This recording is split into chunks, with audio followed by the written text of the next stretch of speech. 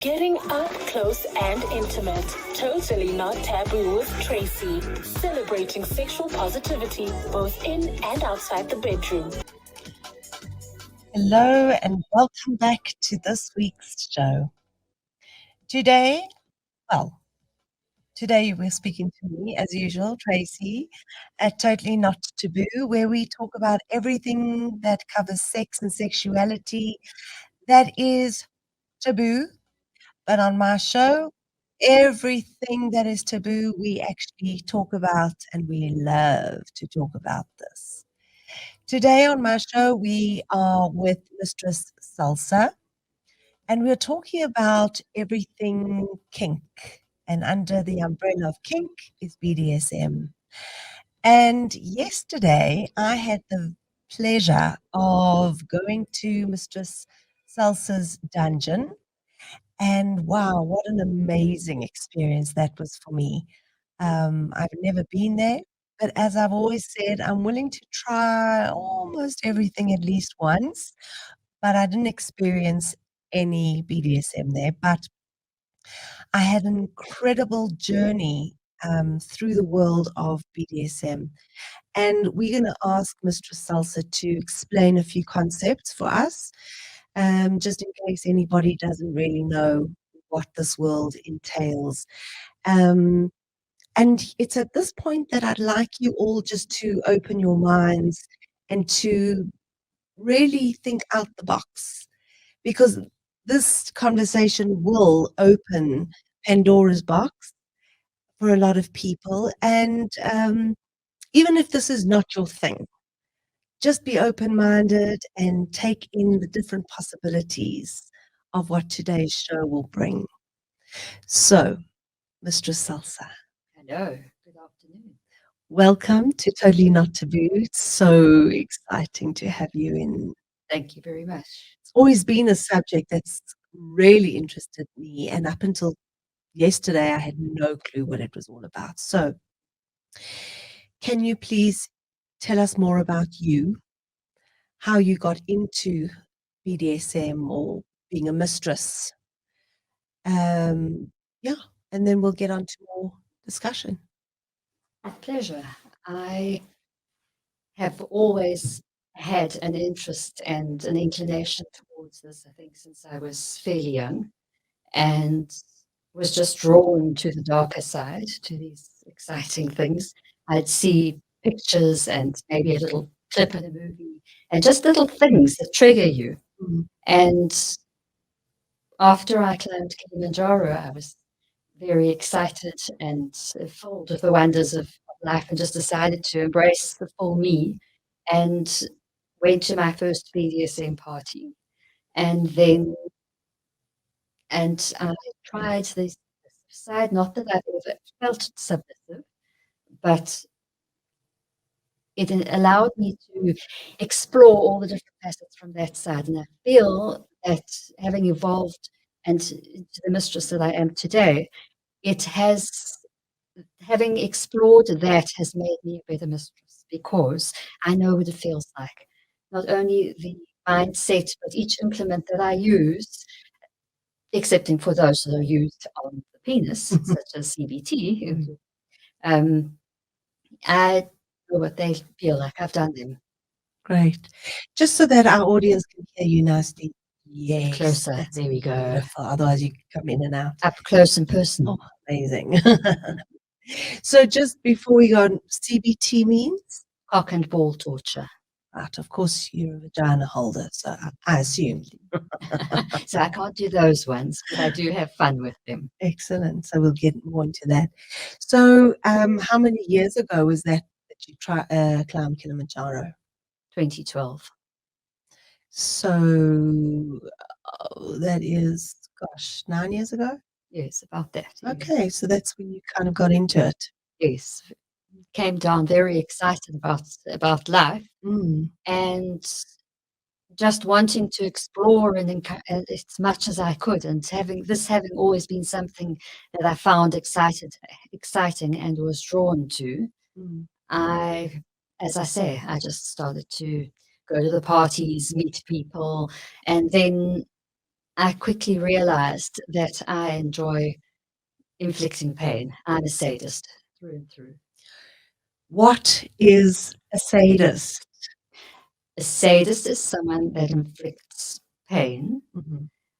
but it is not abusive pain. Right. It is pain that someone enjoys. And it sounds like a very strange concept, but there are all sorts of chemicals in our body, a whole cocktail of chemicals that are come into play when you experience the sting of a whip or a smack or something like that. Okay. So would that be your dark side that you associate with? I think so. I think we all have light and dark within us, and Mm. we have to embrace the fullness of ourselves. Mm. That's very interesting. I like that concept. I wonder how many people actually get to have a look at that dark side. Um, that's quite an interesting concept, and I wonder if it always has to encompass pain, torture, or where that would come out. But I suppose, No, that's the misconception. mm, There are various different things that come into BDSM and into kink, and the misconception is that it's all about pain. mm, And as much as I'm a sadist and I love that side of it, there are a lot of clients that come to me and they don't want to experience any pain at all. mm. And they come to me for all different things. They come for the more sensual side of BDSM. I have transvestites that come to me for cross dressing. I have a fully equipped trainee room. Yes.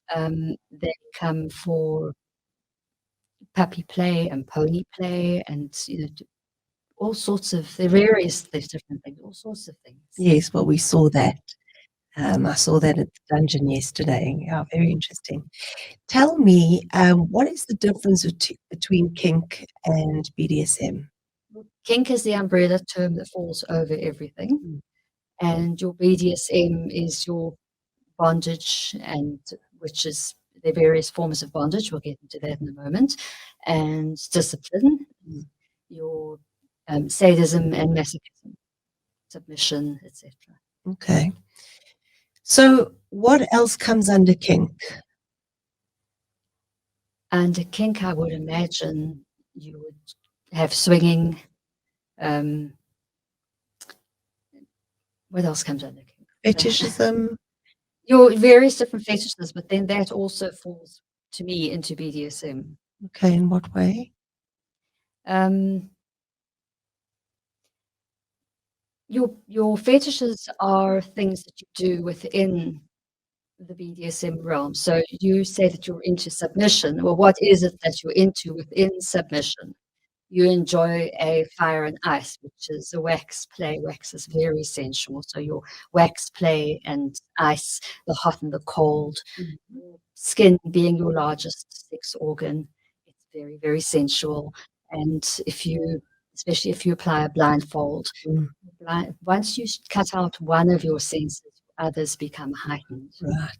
And so if you put blindfold on and you have the sizzle of a hot wax, obviously you have to be very careful about doing it. And I do give training on this.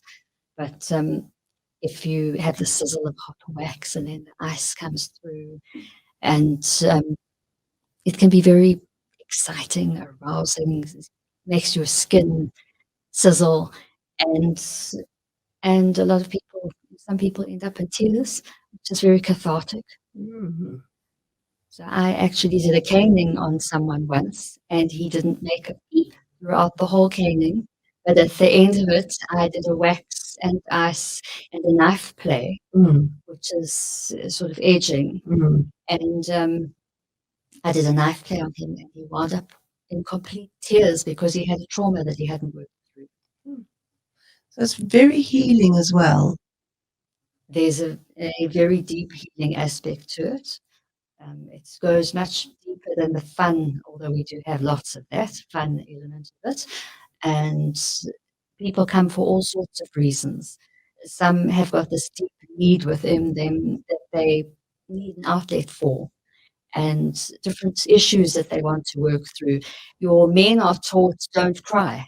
Say little. I mean, we've all heard this before, but they're taught don't cry. And yet tears, as I've said, are very cathartic. And so if you make someone walk through fire, not literally, but walk through the pain element of it, the tears, the release is very healing. I've had people come to me that have had sexual traumas, even rape, things like that, and they want to engage with their bodies, learn to appreciate the sensuality in their bodies again, and so to teach them gently how to get back in contact with that side of themselves. All of that comes into play. Well, I want to hear more of those stories a little bit later. Yeah, they're fascinating. Tell me a little bit more about your training, because I mean, you've got to know what you're doing, as you explained to us yesterday. So, yeah, why don't you let me know about that? Sure. Well, isn't a formal college or anything in this country. It's a bit more evolved in Europe and England, etc. But here we have got various different people within the community that are skilled in their fields. We have people that specialize in caning, in UV lighting and waxwork, in flogging, and various different things like that. Flogging is well what you would have called in the past a cat o' nine. I'm clueless. It's various different strands of different materials, whether it be suede, which is very sensual, or leather, or even metal, but be careful with that. Yes. And to strike on the different parts of the body, usually on the back, mostly, or the genitals. Yes. But there's where the training comes in.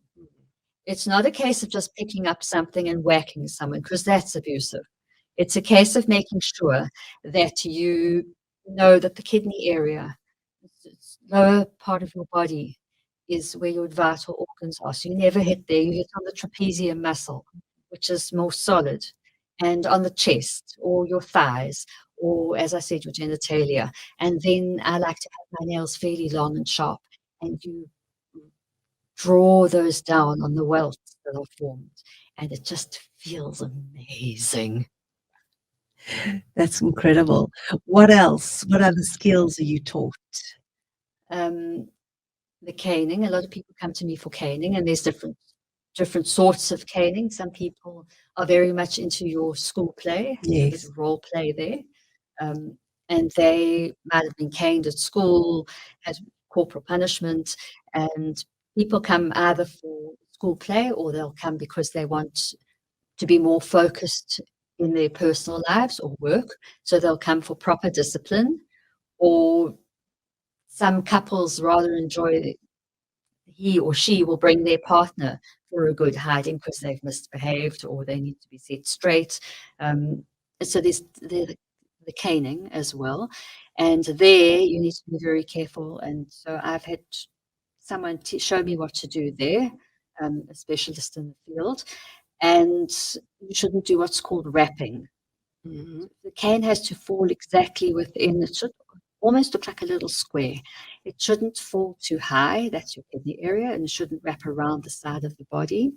And of course, your sweet spot is just below the butt cheeks, and that's really painful. It gives a really good sting, which some people thoroughly enjoy and love. Incredible. So you don't have a master? You have a master that you train under, for example? Well, the word master is quite conflicting, because in the BDSM realm, the word master means that I would be submitting to them. Right. Okay. And I'm not submissive. As far as the skills go, yes, I've had various people show me and teach me the correct way to use the implements. And a lot of it is intuition, common sense. Mhm. And then I have my own personal slave who comes to me, and I will practice things on him like rope work or different things that I want to try, especially in my professional capacity. I'll try them out on him first. He's a little bit of a guinea pig, but he loves it. Yes. So when we visited your dungeon, there was a gentleman there that as I opened the door to follow you in, I got a big fright. Uh, I thought this guy standing up with a mask on, chained up, and what was actually just something out of Madame Tussauds, you know. But then I realized he was real. And as we went through the dungeon and so on, you actually were working with him. And I believe from you that he was your personal slave. Yes, that's correct. But he had also come to you for his own personal, you don't really call it healing, but was not treatment, but he'd been going through a lot of personal issues and you were helping him overcome some things. I would say just general life. I think that a lot of us have been through traumas, especially in the last 18 months, and the finances and all sorts of things can get to us sometimes. And so it's very healing to go to a mistress who understands what you're going through. And as my slave, he is my personal property. And it's my responsibility to, as much as it's his responsibility and duty to take care of all mistress's needs, it is my responsibility to make sure that he's in a good space mentally and that he is used, that his body is well used as well. That being said, the ancient and traditional practice of a dominatrix does not incorporate sex, but he is caged. He's in a chastity cage, and Locktober's coming up for those of you who are into that. I have lots of extra cages, chastity cages, so you're welcome to come along. He came to me. He'd been out of chastity for a little while, and I knew that he needed to feel like I was close to him, although he lives out of Johannesburg. And so I milked him, and then I caged him, put him in a chastity cage. But before that, I flogged him, and I made sure that he was mentally in a good space to receive all of it. Okay, so when you say he's your personal slave, what kinds of things would he do for you? Everything from cleaning, cooking, taking part in my sessions with my clients. As I said, I like to practice my skills, make sure that I'm always at the top of my game. So I will practice and just play with my slave in that capacity. And as he is a slave, it's up to mistress to decide whatever it is that I want to do. He may make a request, but he doesn't have the right to say what he wants. And he enjoys that level of submission, because submission is not something that men or anyone can easily display in the outside world, your normal day-to-day running around. And so some people have a deep need to express themselves. They are naturally submissive, and it feels good not to be judged and come into a space where they can be that. And then, of course, there's the flip side of the coin, and there's those that are at the top of the game, not that submissives aren't.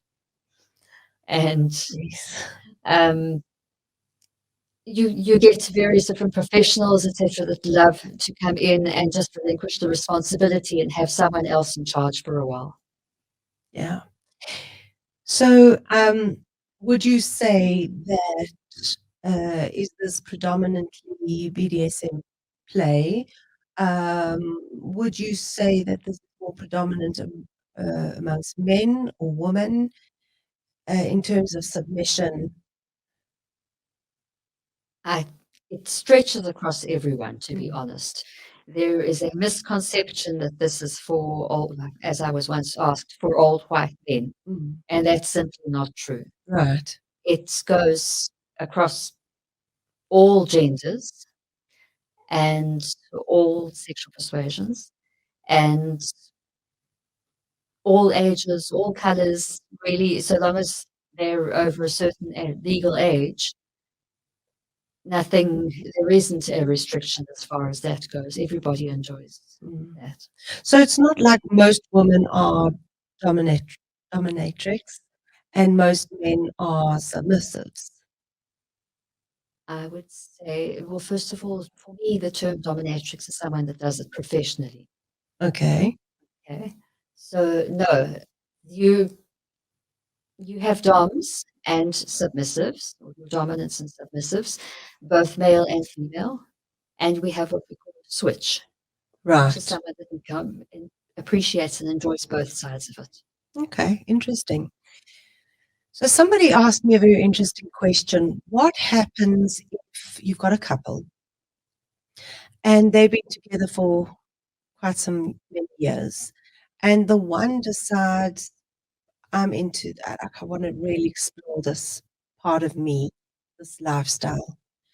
And honey, I'd like to do this. And the partner saying, what's wrong with you? Or what's wrong with me?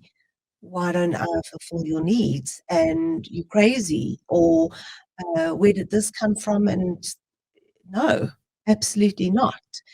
And somebody I was speaking to recently said that she knows somebody who got divorced over this issue. How would one deal with a couple like this? Communication is extremely important. Mm-hmm. We don't talk enough, and we're afraid that if we say what we're thinking or desiring, the other person is going to immediately say no or shut down. And this is where the breakdown is. If you sit down in a comfortable setting and you discuss with your partner exactly what it is that you are desiring and the different things that you might like to try, go gently and see where there's a meeting that's something that you both might like to try and be comfortable with. There might be certain things that the person will say is a hard limit, which is something that they'll never do.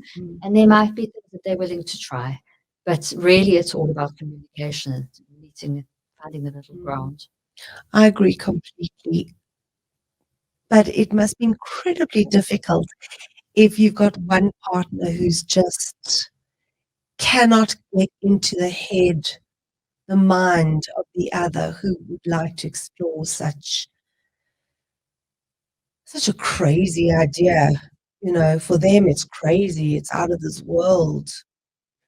How do you it's hard to reconcile that.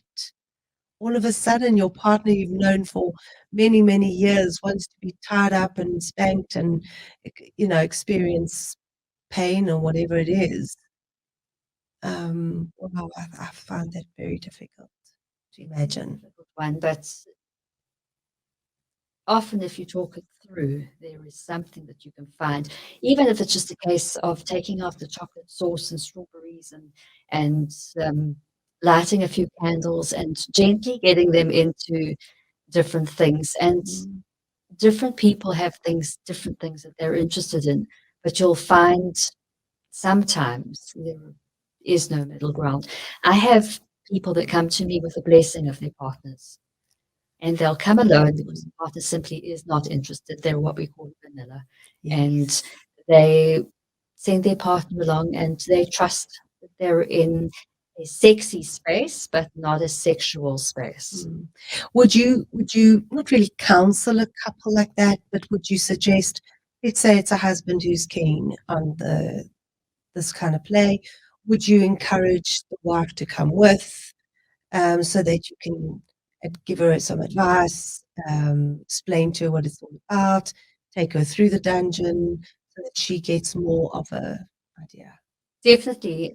Often people feel it's such a taboo that they're afraid of it before they even come into the space. Yes. And so I have a connection room in the front Right. that is far more toned down, and it's just a lovely setting with rich colors and so on that you can come and sit in and chat, Mm. break it down, discuss what it is. Then I can show you around the dungeon exactly what there is. And once you've talked it through, those barriers start to break down, Mm. and then you become more comfortable, obviously. So Would you also train a couple if a couple come to you and say, we're really keen on doing this, but we want to learn how to do things, but we're not really interested in a party? I do have couples that come to me and I show them how to do different things, spanking and caning, etc. And so, yes, I do train. Mm. So I was listening to this podcast, about BDSM, with two psychologists, and the one psychologist was doing his master's, I think, and he was saying that it was very interesting because he was saying that before homosexuality was taken out of the DSM-4 and put into the DSM-5 as being classified as not a mental disorder, kink was also placed in the DSM-4, and that is the psychological psychiatric handbook of diagnosis of certain personality disorders and mood disorders and a whole array of disorders. And it was always placed as a mental disorder. So now they are both placed in the DSM-5, which is the updated version. And the question was asked, is homosexuality and kink as a result of, hang on, let me just put this correctly, not as a result of trauma, but that was another question, interestingly enough. It was, is this disorder a mental disorder? Why is it being taken out of the DSM-4 and put into the DSM-5? So the reason is because being different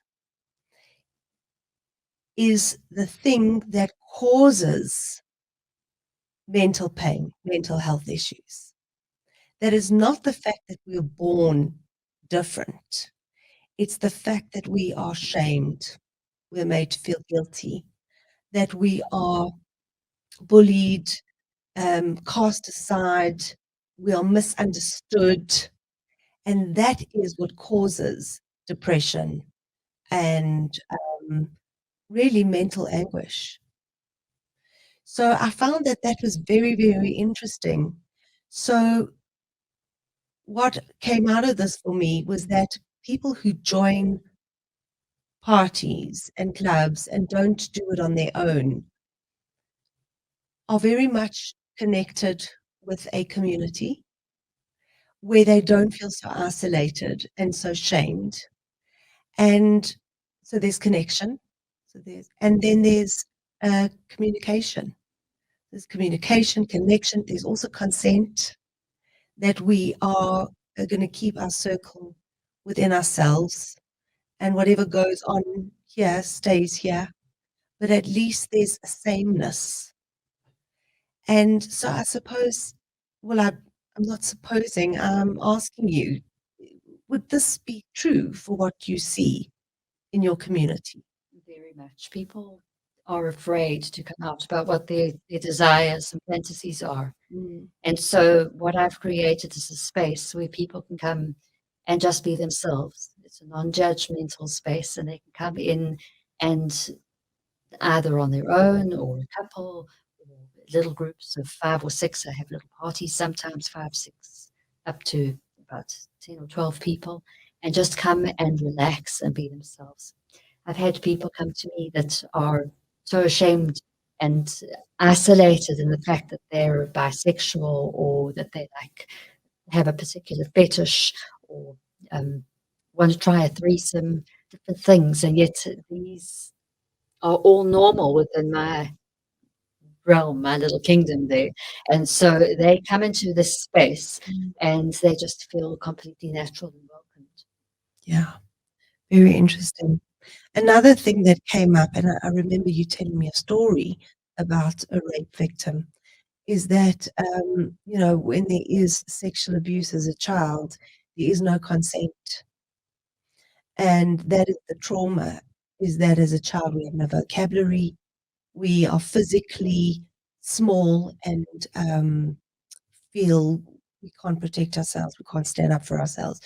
Yet in this scenario, we have the ability, we have vocabulary, we have strength in our bodies, and we have the ability to say no or Absolutely. yes. And that's from consent. And we also have safe words. Yes. So that's why this is not abusive, because you are given a safe word, and it's often a word that applies directly to you, something that's very personal to you. Um, and there is the usual system of red, yellow, and green, what we call the robot system, but I like to give words that are far more personal to whoever's with me.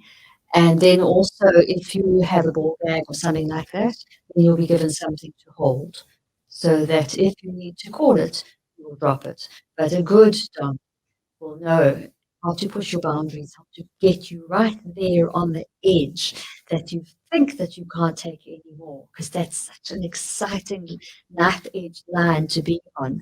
But then they'll draw you back just before you ever need to use your safe word.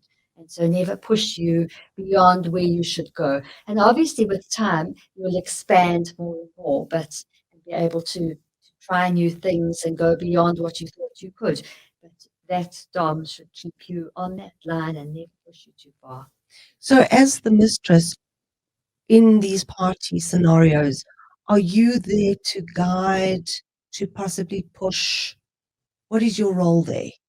I encourage, I motivate, I guide people to trying different things. And I know what their fantasies are, so I will orchestrate little settings of somebody sitting in the voyeur's corner behind the voyeur, and you can just see their silhouette and they're watching what's going on in the room. Um, Somebody else, it's an exhibitionist that is on display, and other people are watching and enjoying. Each one has got their thing. I have a cage under the bed, so some people um, like to feel a bit deprived, and somebody might be fooling around on the bed and enjoying themselves, and somebody's under the bed wishing that that was them, but loving all the sounds that's going on. I'm jumping, but something that I was thinking about and intrigued about is the ancient practice that you were talking about of BDSM. Yes, people think that this is something new that's only come out in the last few years. It's something that's been far more talked about and opened up to with your media explosion that's happened in the last few years, your radio and books, etc. We won't mention any names, but this is something that has been around for centuries. It's not something new at all. It's an ancient art. And whereabout did it begin? Where was its origin, in a certain country or with a certain culture? Honest, I'm not quite sure. Great. That's a good question, and I'm going to go away and find out. Excellent. So I can also look up something like that. Would you like to show us some more of your apparatus that you've brought with you? Sure. Well, I have a nice thick cane here for any naughty schoolboys or girls. Need a good spanking. 6 of the best are words that really trigger a person if they're into school play. So you've got different trigger words that just hearing that word will arouse a person. What are they? More of a phrase, isn't it? There's 6 of the best with this beautiful cane. Yes. And Spanking would be one. What would be another? Spanking would be one. So this is the flogger I was talking about earlier. Right. And you've got your paddles. You have riding crops and rope. Your bondage is an art in its own. You have what's called shibari, which is a Japanese form of bondage, and it's really beautiful, the things that they do with that. You've got various forms of bondage, so from your metal cuffs to your rope to your levers and different things. Again, the feel on the skin, different things appeal to different people. It even goes deeper. You've got parosmia, which is a scent of smell. And so for some people, the scent of, for women, often vanilla or leather, different scents arouse people. As far as toys go and dungeons go, well, that's my thing. I love to have a look at all the different forms of furniture that you can get, your BDSM furniture. And I can sit and get going for hours looking at all the different furniture, because there are stocks and bondage beds and the St. Andrew's cross, all sorts of things. And it's my eye candy. I want one of everything. Can never get enough. Yeah. Well, we saw all of that yesterday, and hopefully we'll be able to put this all together to release it. The bondage and the roping, it's become very popular. So many people are doing it. What is the allure? The unknown is very exciting. And so if you tie someone up, first of all, it makes you feel really secure. The feel of it on your skin is very arousing. And so you'd use nylon, some hemp, they're different colors. It's visually attractive. There's suspension, hanging someone up in different positions. And then, of course, predicament bondage, which is putting someone in a position that they are, if you hold a candle to them, if they pull in a certain direction and the candle is on that side, when they pull in this direction, then it pulls on something else, depending on how you've tied them. For instance, an easy example is to put a submissive on each side of a frame and put nipple clamps on both sides, or genitalia clamps, whatever, on each side. And if you smack the one side, they'll pull and the other side will feel it. And so that's a fun and exciting way to play. That's called predicament bondage. So fascinated. Now tell me about the sex. Tell me about where the arousal and the ejaculation or the orgasm, or how does that work? Well, all of these things are very sexy and arousing, and depending on what you're doing, if it is your trigger, then it's something that's going to make you nice and juicy. And some people incorporate sex into their play and some don't. But there are all sorts of sexy things, such as your CBT play. Everything is a form of sex, isn't it? So your CBT and your pegging. Pegging is strap-on and anal play. Anal penetration. Your couples, or threesomes, your swinging, all that sort of thing. They like to get into the sex side of it as well. And I'm just thinking now, could it be that it's also, when it comes to a dom and a sub, it's bringing your partner to that point where they're about to orgasm, and then the dom saying, "Don't you dare." Yes, that's called edging. Oh, you're correct. Okay, yes. So there's orgasm denial and control, where you bring them up and then stop them right on the brink, and they're not allowed to come. And you can edge and maintain that fire within a person's body. wonderful to do it with both sexes, but to watch a man, they always think that they have to work themselves up and ejaculate, and that's the act done. Whereas you can build their fire and build them up till it's just coursing through their veins and their body, and then take them back down again, and build them up and take them back down again. And so your orgasm denial and control and forced orgasms, you will come now, and then you count them down: 5, 4, 3, 2, 1. Come for mistress. That's very exciting. They love that. And I wonder if that would help with performance anxiety and,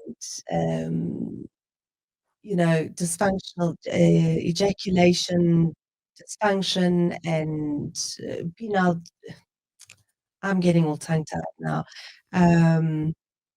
Premature ejaculation, whether that could be a form of treating premature ejaculation and performance anxiety and things like that. Yes, That would be really, really interesting. yes, it can. I have a lot of some older gentlemen who come to me and they say, "Look, I can't perform as I used to." And so then you build them up. And it's not, the objective isn't to have an ejaculation. Correct. The objective is to make the whole body come alive and feel amazing and build up that desire and desire in them, and eventually can allow them to come.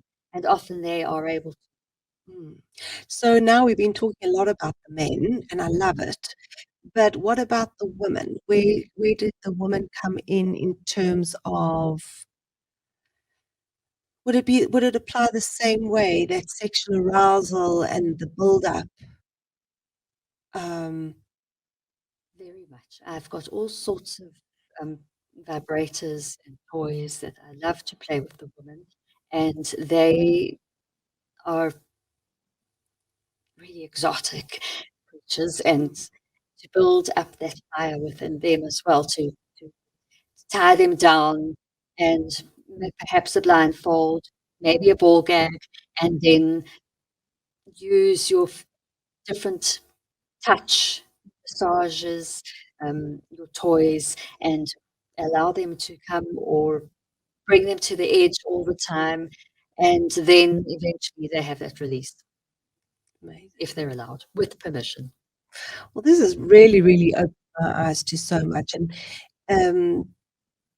I've never, ever entertained any kind of dom sub role. In fact, it's just never been on my agenda. It's never been anywhere. And I can sort of understand why somebody would want to be a sub, especially as a single mom raising 3 kids. Sometimes it would be quite nice to just hand control over and to be looked after or told what to do instead of telling everybody what to do. Yes. And then also in terms of being a dom is to really have control over somebody else. If somebody has always been the sub, I know also personally for myself when I felt, in my history where I didn't have a voice. And now all of a sudden to have a voice and to be so in charge, I can see the attraction in those kinds of things. So it's really opened my eyes a lot. You told us some lovely stories yesterday about a gentleman who lives overseas and is in charge of a big corporation. Would you like to tell that story? Flies in and out, what you do for him. Yes. So I have a client who flies in when it was possible, who would fly into the country on a monthly basis, and he has quite a responsible position, and so I arranged a day where I connected him and said, "Just bring your costume," and I took him to a lovely spa, which had filtered music and darkened room, warm water, salty water. He had no idea what he was in for the whole day. We went off for a lovely luncheon outdoors, and then a movie of my choice, and took him back to the hotel room where I did various bondage things.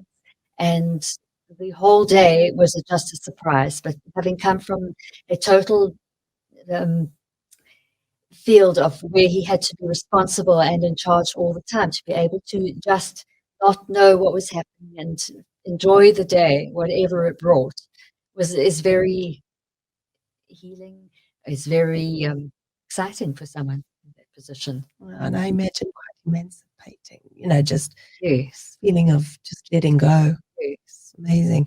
Any other stories you would like to share with us? I think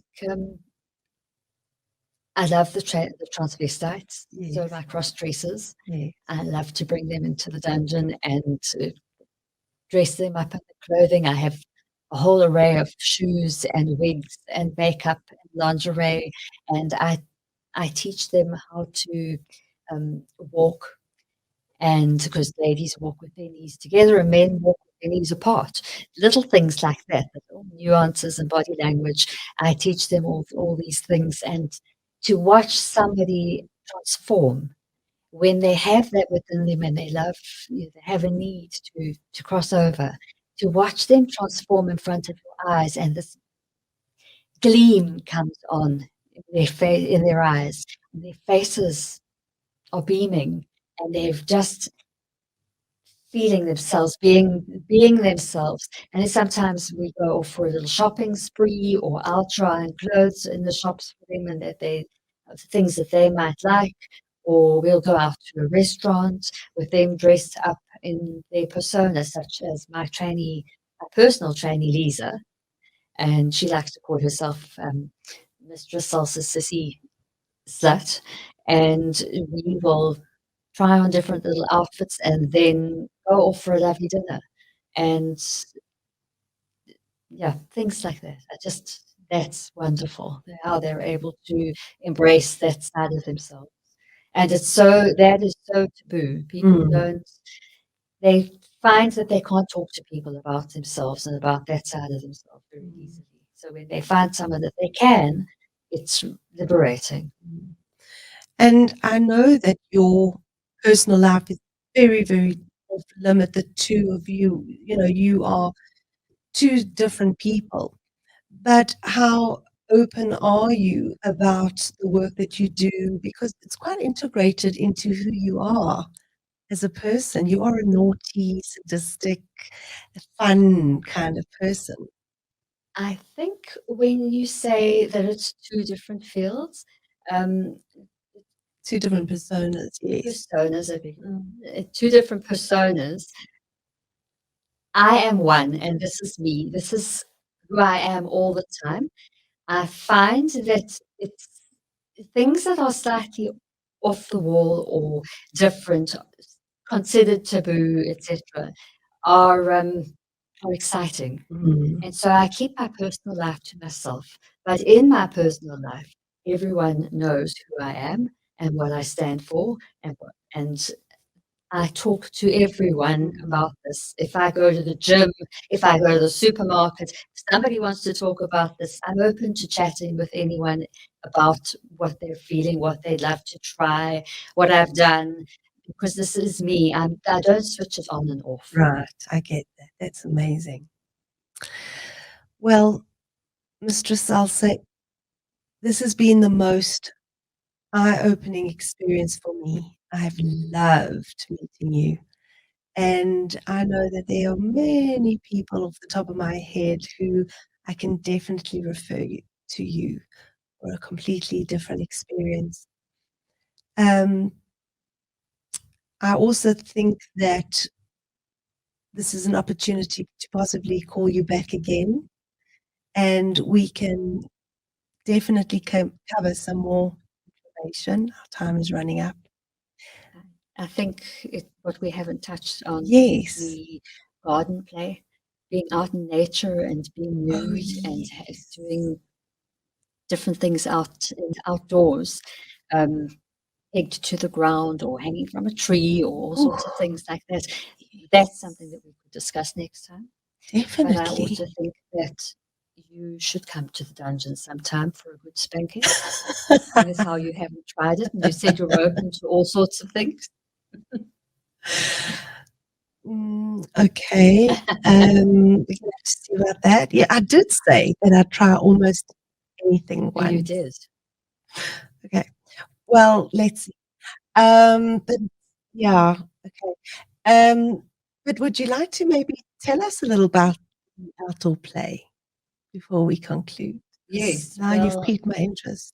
so it can be a cross or a slave pole or a tree, an interesting tree with a branch that goes out, and then you can either peg someone to the ground. I love the idea of pegging them to the ground with 10 pegs, or 2 or 3 mistresses with whips and canes, or riding crops, and a slave up on the pole, and they're naked, and all the mistresses are clothed. We call that CFNM, Which is clothed female, naked male, or it could be a lady that's up there. Don't want to leave the ladies out there as well. And doing a bit of a flogging or water play. I love the idea of just putting them up on slave pole and spraying them wet with a hose pipe. I mean, that's dripping wet in all sorts of ways. when you Or say pegging, just explain that. okay, I mean, I have my own ideas. pegging I was talking about was to the ground with 10 pegs, but pegging in itself is when you put a strap on. So Yeah. it would be a strapped on leather harness around your waist with a dildo, Yes. and you penetrate, whether it's anally or vaginally, you penetrate the Yes. person. But now we're outdoors and you're pegging them to the ground. And it's a different pegging. Tell me about that. Pegs.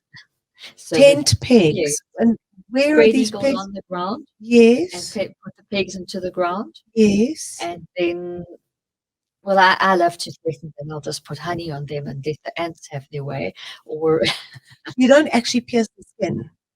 don't actually pierce the skin. And you don't I would never put it leave them through on the the ground with ants nibbling them.